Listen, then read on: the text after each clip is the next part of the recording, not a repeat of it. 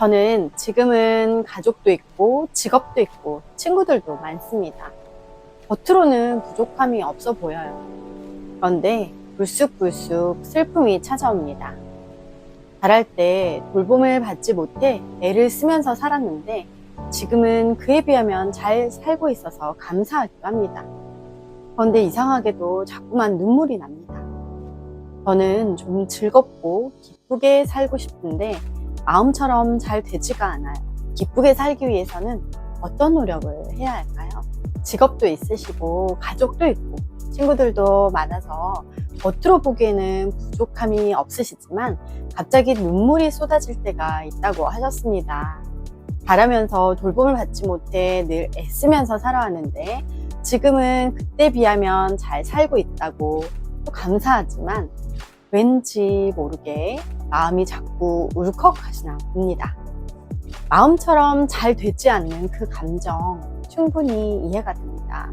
어린 시절의 그 결핍은 단순히 시간이 흘렀다고 해서 사라지는 것이 아니고 지금의 삶 속에서도 불쑥불쑥 얼굴을 드러내곤 합니다. 누구나 상황과 조건만으로 행복이 완성되는 것은 아니니까요. 그럼에도 불구하고 삶을 감사히 바라보고 만족함으로 바라보고 계십니다. 이미 자신을 돌보고 더 나은 삶을 살아가고자 하는 의지가 있다는 점이 아주 큰 강점입니다. 이런 힘이 있으시기에 지금의 어려움도 충분히 잘 다스려갈 수 있을 것입니다. 이 현재의 문제는 외적 조건은 갖추어졌는데도 내면의 정서적 공허함이 여전히 남아있다는 점입니다. 즉, 과거의 결핍이 치유되지 않은 채 마음속 어딘가에 자리를 잡고 있어서 상황과 관계없이 슬픔이 반복적으로 올라오는 것입니다. 실존 철학에 기반을 둔 의미치료 창시자인 빅터 프랭클 박사는 이것을 실존적 공허라고 불렀습니다. 실존적 공허는 인간이 살아가면서 삶의 의미를 잃었을 때 느끼는 내적 공허와 무의미감을 뜻합니다. 즉, 겉으로는 풍족하고 조건도 갖추었지만 내가 왜 사는가? 무엇을 위해 살아야 하는가? 라는 질문에 답을 잃었을 때 생겨나는 텅 빈 감정입니다. 과거에는 생존이나 종교적 믿음, 전통 같은 본능이 삶을 이끌었지만 현대에는 그것이 약화되어 있습니다. 그리고 종교, 공동체, 도덕적 가치 등이 약화되면서 삶을 이끄는 기준이 희미해지는 가치의 붕괴가 찾아왔습니다. 또한 무엇이든 선택할 수 있다는 자유는 오히려 방향의 상실을 가져와서 무엇을 선택해야 할지 모르는 혼란을 낳게 되어 자유의 역설이 되었습니다.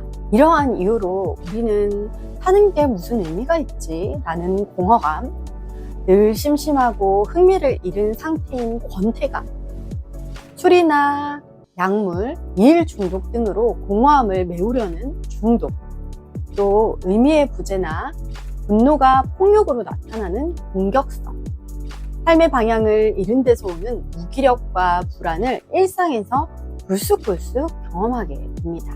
어린 시절의 경험은 뇌와 마음에 깊이 각인이 되어 있어서 성인이 된 지금도 특정한 상황이나 내적 자극에 의해서 불쑥 나타납니다. 하지만 좋은 소식은 우리의 뇌는 가소성을 가지고 있어서 새로운 경험과 반복적인 연습을 통해서 충분히 다시 쓰여질 수 있다는 점입니다. 뇌의 가소성을 위해 새로운 경험과 반복적인 연습을 위해 몇 가지 제안을 드려보겠습니다. 먼저 감정을 수용하는 것입니다. 나는 지금 슬프구나 하고 인정하는 것만으로도 치유가 시작됩니다. 억누르지 말고 자신의 감정을 수용하고 받아들여 보세요. 작은 기쁨 훈련을 해보세요. 일상에 행복이라는 압정을 깔아놓는 것입니다. 매일 감사일기를 쓰거나 하루의 작은 즐거움을 기록하는 것도 좋습니다. 기쁨은 큰 사건보다 작은 습관 속에서 자랍니다. 소소하고 확실한 행복, 소확행을 실천해보세요. 몸을 움직이는 것입니다. 운동, 걷기, 호흡, 명상 등은 뇌에 세로토닌과 도파민을 활성화시켜서 기쁨의 감각을 더 잘 느끼게 합니다. 몸의 건강이 마음의 건강에도 굉장히 밀접하게 연결이 되기 때문에 꼭 몸을 움직여 보세요. 진정성 있는 관계를 맺어보세요. 많은 사람들과 어울리면서 에너지에 소진이 많이 되고 있다면 마음을 편하게 나눌 수 있는 한두 사람과 깊은 대화를 나누는 것도 큰 도움이 됩니다. 감정을 충분히 소통할 수 있으면 도움이 될 것입니다. 전문가와 함께 해보세요. 어린 시절의 결핍이 반복적으로 머릿속에 떠오르고 불쑥불쑥 올라온다면 심리상담이나 내면아이 치료 프로그램도 큰 도움이 될 수 있습니다.